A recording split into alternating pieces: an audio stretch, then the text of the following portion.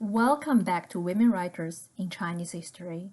This video discusses the turbulent beginning of modern China and focuses on the life and writings of China's most iconic feminist, Qiu Jin. Despite many internal changes, China had maintained a civilizational stability that could be traced back thousands of years.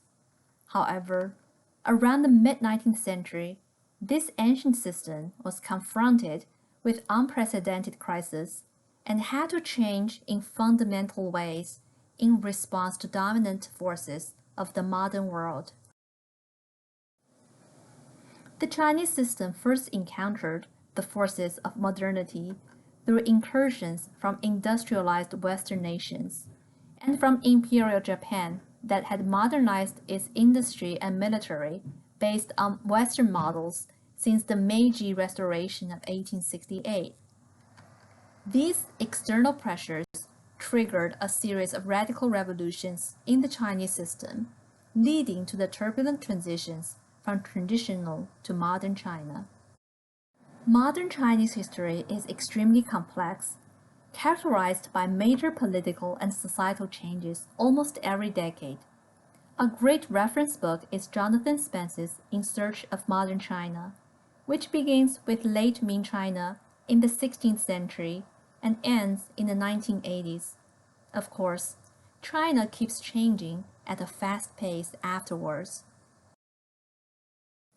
Here, in the context of our class, we just introduce the most essential processes and place our emphasis on the iconic feminist figure Qiu Jin, who was also a revolutionary executed for attempting at a military uprising to overthrow the Qing dynasty.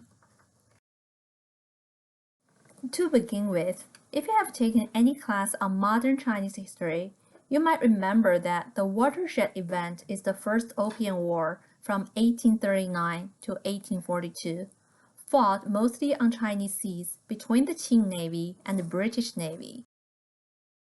On a broad scale, the Opium War took place in the context of centuries of trading deficits Britain and other European countries had accumulated with China. Early on, we have mentioned that since the opening of new cross-continental navigation routes in the 15th and 16th centuries, a large quantity of silver mined through the European colonization of the New World was traded for Chinese goods, including silk, porcelain, and later, in the 18th century, tea. In the 18th century, in order to control foreign trade and foreign influence, the Qing government limited all commerce to the southernmost province of Guangdong, which was then known as the Canton System.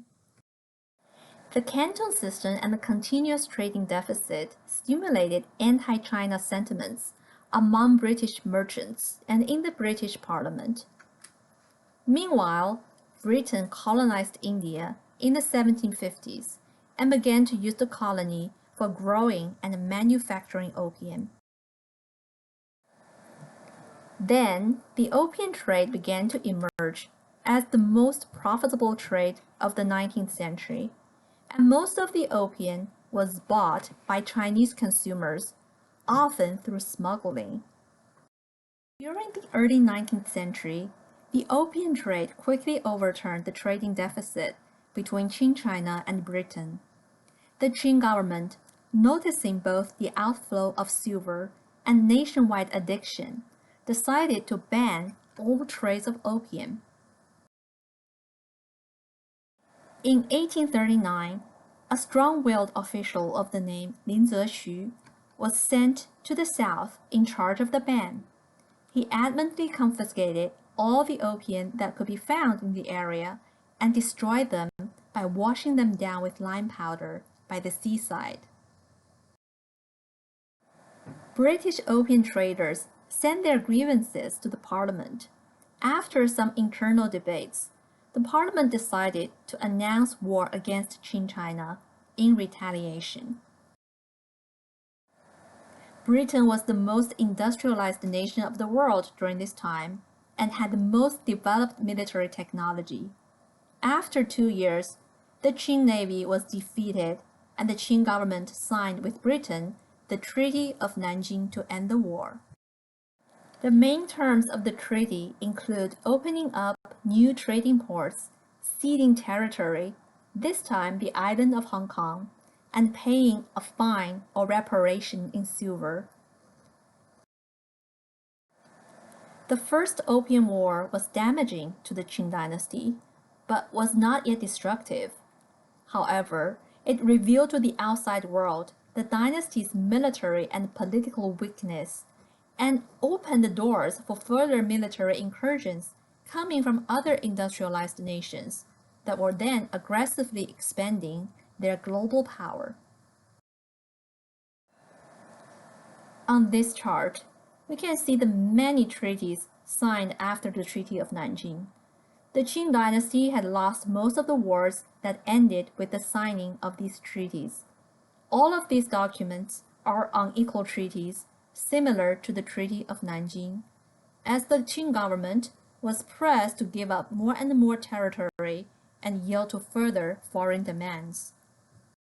By the end of the 19th century, foreign influences penetrated the Chinese inland, and Qing China became a semi-colonized nation in which various foreign powers claimed their sphere of influence. This French cartoon from the period, for instance, represents China as a pie being divided by leaders of Britain, Germany, France, Japan, Russia, and so forth, while a Qing official desperately cries out on the side. Characterized by numerous defeats and multiple crises, Chinese history, roughly from the 1840s to the 1940s, around the end of the Second World War, is known as the Century of Humiliation. This is the very century that shaped the beginning of modern China. In the 1850s, shortly after the First Opium War, the Qing dynasty was also deeply destabilized by the Taiping Tianguo Heavenly Peace Kingdom rebellion, which lasted over a decade. This rebellion grew out of the discontented peasant class of the South and was led by Hong Xiuquan, a scholar who failed to find success in the civil exams and became the rebel leader by borrowing from Christian ideas, then having entered China, and claiming himself to be Jesus Christ's younger brother. For a period of time, the rebels occupied territories in the south and established their own Heavenly Peace Kingdom, with Nanjing as the capital, and with Hong Xiuquan as the supreme leader. Interestingly, even though the actual operation of the rebel kingdom followed all the features of an absolute monarchy, its proclaimed ideology anticipated future features of communist ideals, since it argues for the equality of all individuals and the public ownership of all properties. Assimilating Christian influences, the leaders of Heavenly Peace Kingdom also explicitly promoted gender equality, stating that all men in the world are brothers and all women in the world are sisters. What's more, the kingdom even established civil examinations for women, thus turning into a reality scenarios that had been portrayed as fantasies in a number of literary works from the Ming and the Qing periods. Nevertheless, despite all these progressive ideas, it's questionable how well they were actually implemented. It seemed that Hong Xiuquan himself had numerous concubines, even in the number of thousands. The Heavenly Peace Kingdom also suffered from internal power struggles that resulted in bloody coup. Finally, in the 1860s, the Qing army led by Sun Guofan brutally wiped out the rebel force with a tremendous loss of life in the affected areas of the south. In the midst of all these crises, Chinese intellectuals started intense soul-searching to revive the nation.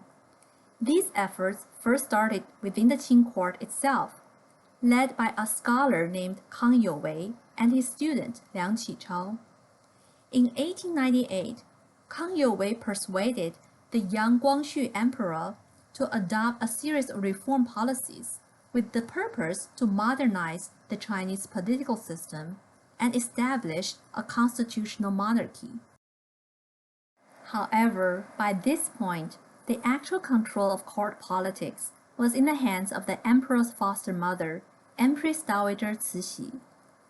Cixi treated the reformers as a threat to her power.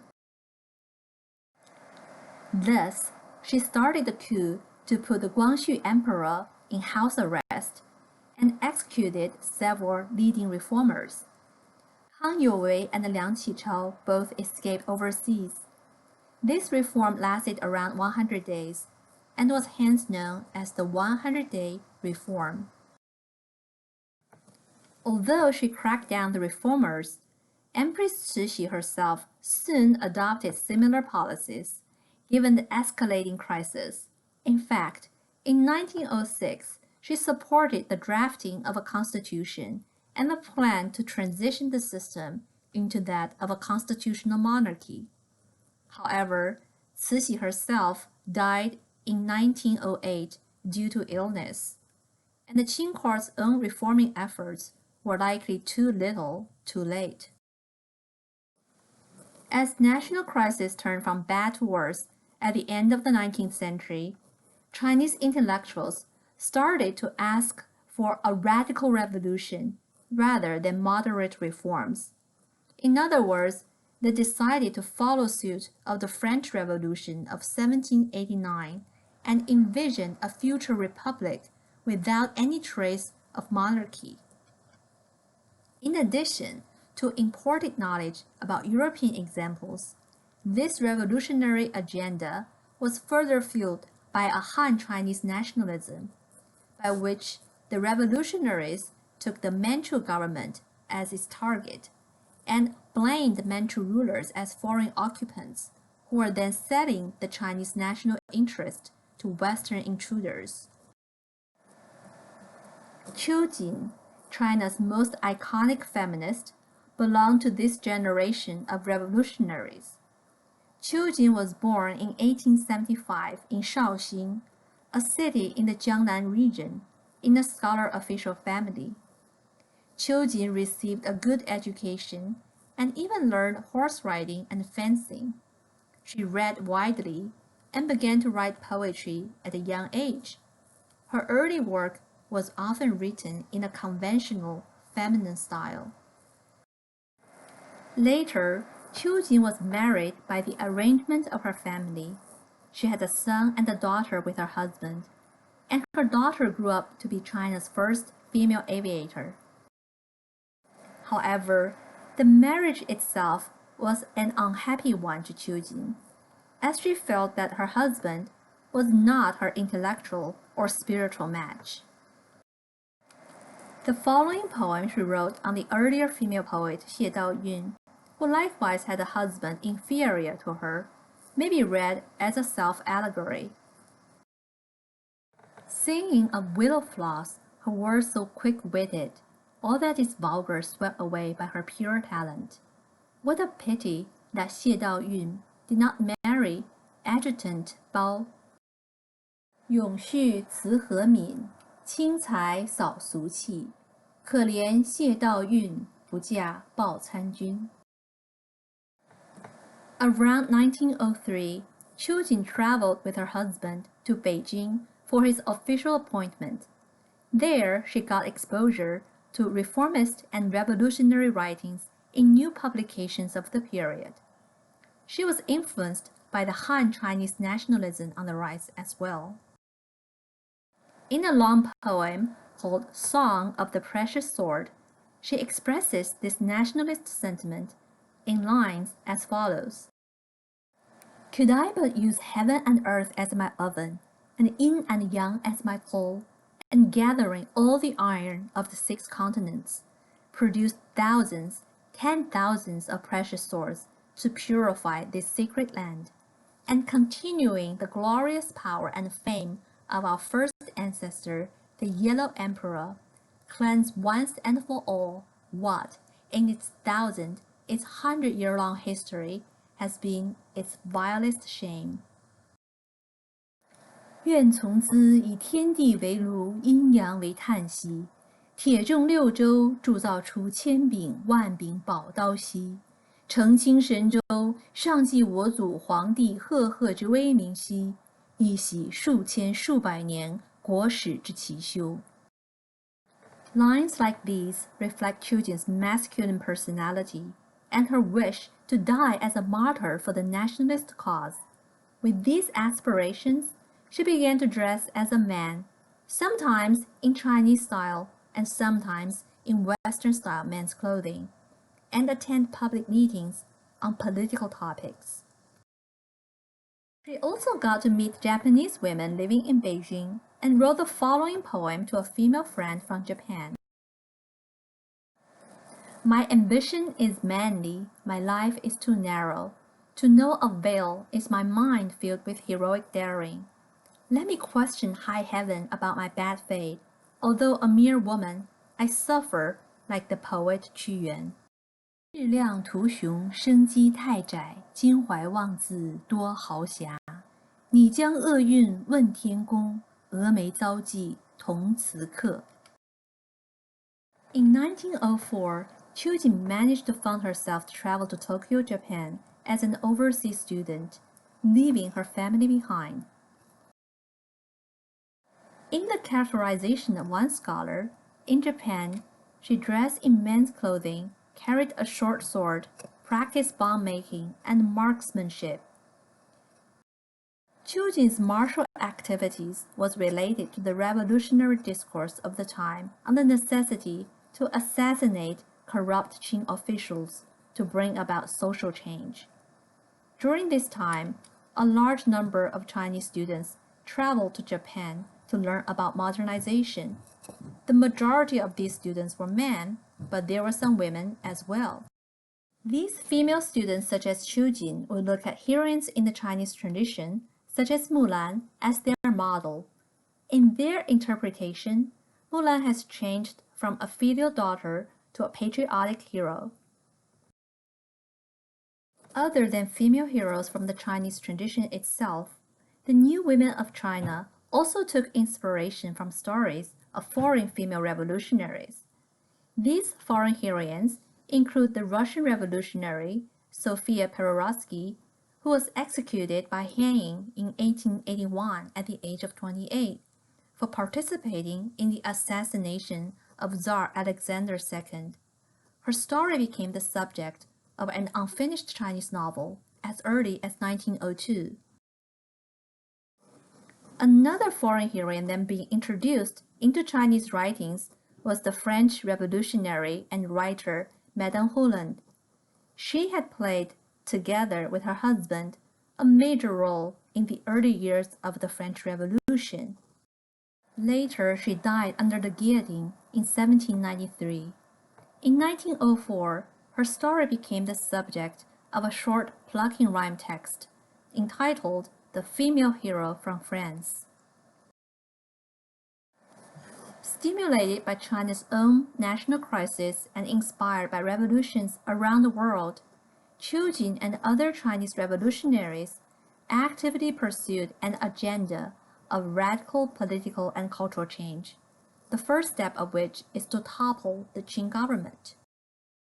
During her stay in Japan, she widely socialized with other Chinese students, a number of whom would become leading figures of China's revolutionary movements.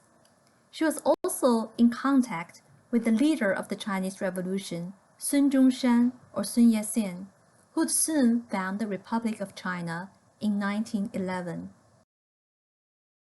While getting prepared to resort to violent means such as assassination for the purpose of revolution, Chujin also focused on the power of the newspaper and of public speaking. She conducted many public lectures among overseas Chinese students and established a newspaper named the Colloquial Press, Baihua Bao. The title of the newspaper expresses her strategy to use colloquial language writing to reach out to the broad populace beyond the scholarly class. In collaboration with other female students, Qiu Jin also established a society named Common Love 共爱会, which is a society for revolutionary women. In October 1904, she published on the Colloquial Press an article that's likely based on one of her public lectures, entitled An Address to My 200 Million Women Compatriots in China, 敬告2万万女同胞.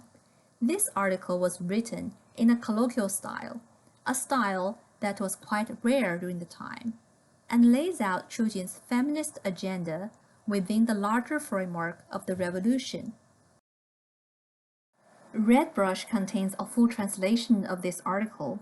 Here we'll focus on a reference to foot binding as one of the ills Chinese women had been suffering through. In Qiu Jin's words, as soon as you're a few years old, they will, completely ignoring the consequences, take your snow white and so very tender natural feet and bind them tightly with white linen. Even when you are asleep, you'll not be allowed to loosen them, even the tiniest bit. Eventually, all the flesh will rot away and the bones will be broken, just so that relatives, friends, and neighbors may say, such and such little girl has such tiny feet. Earlier on, we have seen some criticisms against foot binding, such as in the novel Flowers in the Mirror. We've mentioned that foot binding possibly started during the 5 dynasties preceding the Song dynasty, that is around the 10th century. Foot binding became truly prevalent during the Ming dynasty. Likely, it had much to do with the marriage market. A woman with smaller feet was regarded as more desirable, and thus as having a better chance of being married into a wealthy elite family. Later on, after the establishment of the Manchu Qing dynasty, the Qing government actually viewed foot binding as a barbaric practice and issued orders to ban the practice. However, the Han Chinese populace resisted these orders and viewed foot binding as a way to preserve their cultural identity. This resistance took place in the context of Chinese men being forced to shave their hair and wear a queue following the Manchu custom, a hairstyle the early Qing government enforced through brutal punishments.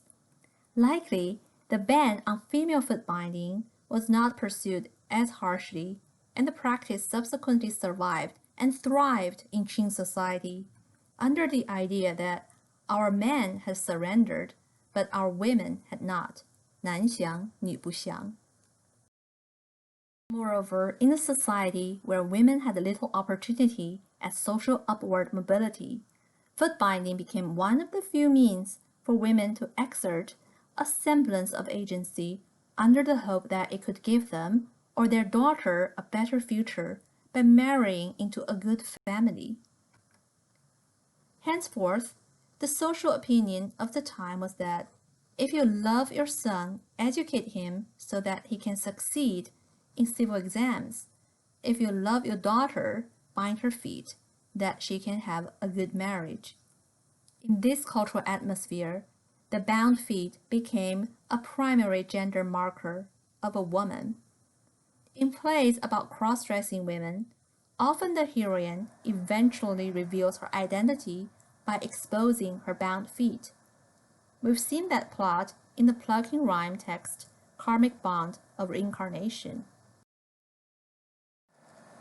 In actual practice, foot binding was usually executed by the mother, sometimes with the help of maids, when the girl was about 5 or 6 years old. Foot binding was an excruciating daily practice that lasted for years, for the girl's feet to achieve the so-called 3-inch golden lotus shape. For that, the toes, except for the first one, had to be bended inwardly to result in a pointed shape.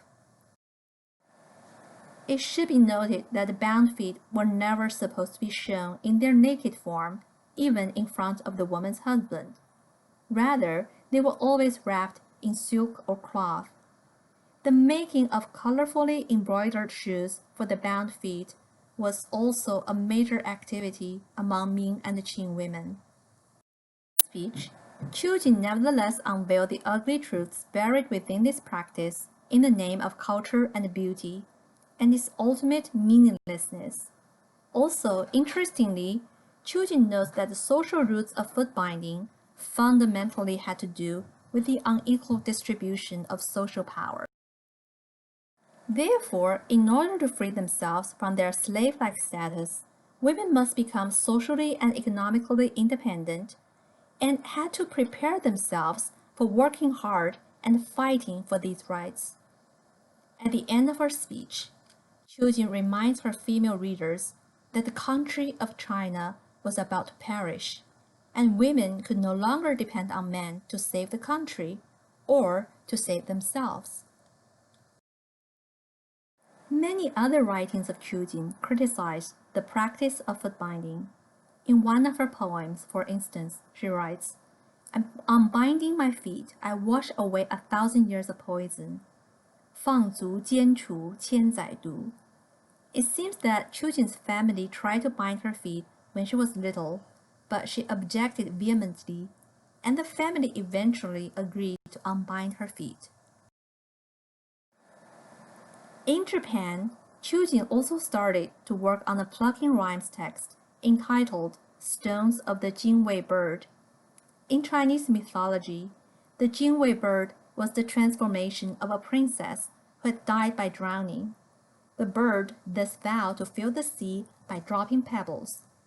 The Jingwei bird was a symbol of ultimate determination, and here Qiu Jin used the image to express her resolve in pursuing the revolutionary and feminist cause.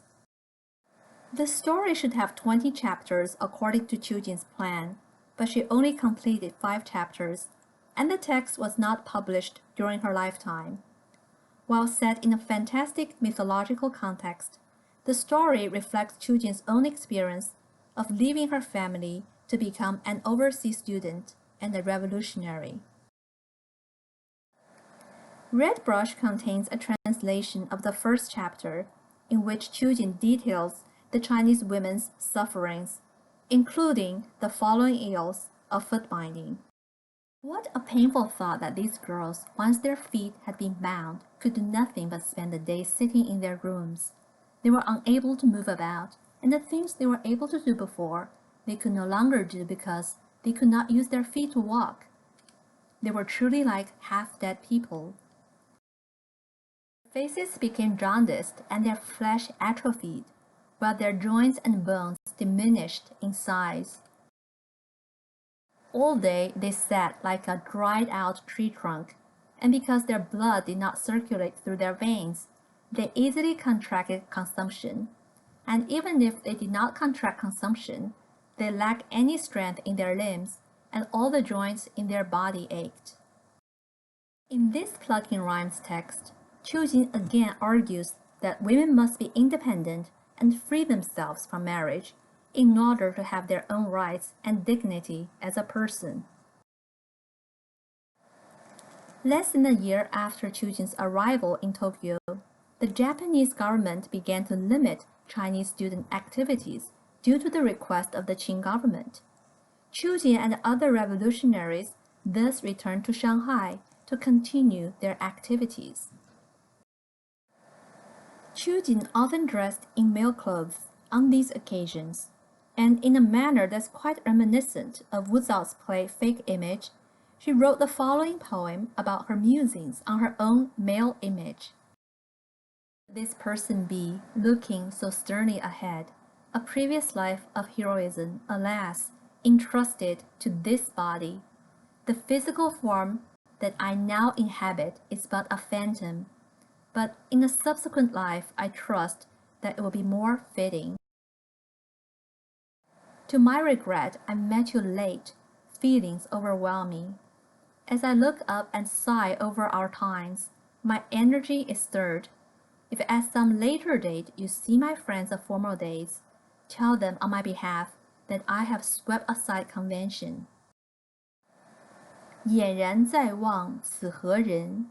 峡谷前生悔计深。过世形骸原是幻，未来警戒却疑真。相逢恨晚，情应急。仰屋阶石气亦振。他日见于旧时有，唯言今已扫浮尘。Other than enjoying wearing male clothes, Qiu Jin also often portrayed herself as a woman warrior or 女侠 similar to Mulan. In correspondence to this self-image, Qiu Jin often carried a sword with her. In an account left her by her female friend Xu Zihua, we can have a closer glimpse at her personality. The lady scholar had a great capacity for alcohol. She showed no sign of drunkenness even after downing 10 or 20 large cups, and when in her cups, her discourse would become even more unrestrained. Although I do not enjoy drinking, she always forced me to join her, and I would get drunk.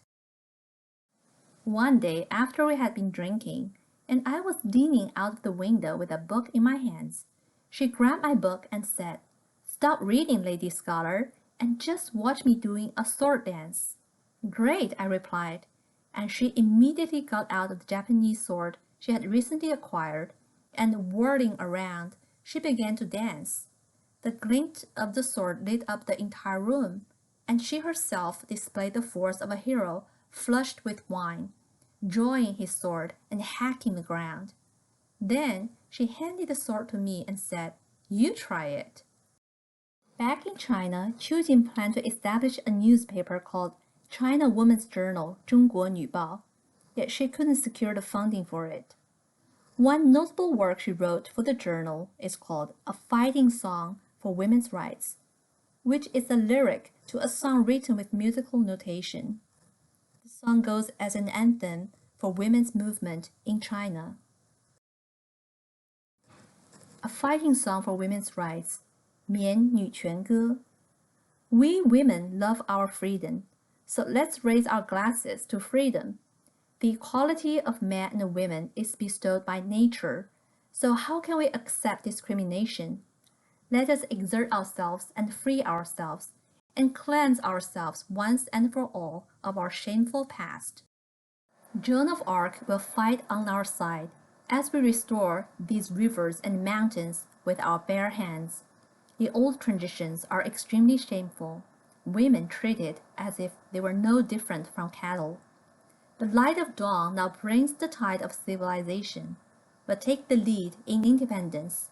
Let's eradicate our slavery, become proficient in knowledge and learning. We'll shoulder that responsibility. We, women heroes of our nation, will never betray its trust. 吾辈爱自由，勉励自由一杯酒。男女平权天赋就，岂甘居牛后？愿愤然自拔，一洗从前羞耻垢。若安作同仇，恢复江山劳素手。旧习最堪羞，女子竟同牛马偶。曙光新放，文明后，独立战头筹。愿奴隶根除，知识学问历练就，责任上肩头，国民女杰妻无负。In 1907, Qiu Jin became the principal of the Datong School for Girls, which was close to her hometown Shaoxing.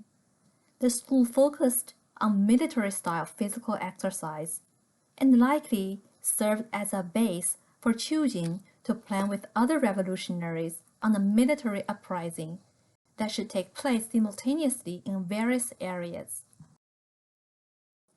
However, the plan leaked out, and Qing authorities, after cracking down other revolutionaries involved in the plan, arrested Qiu Jin. Several days later, she was executed by beheading. One of her colleagues at the Datong School left a detailed account of her arrest and execution. You can read a full translation of this account in Redbrush.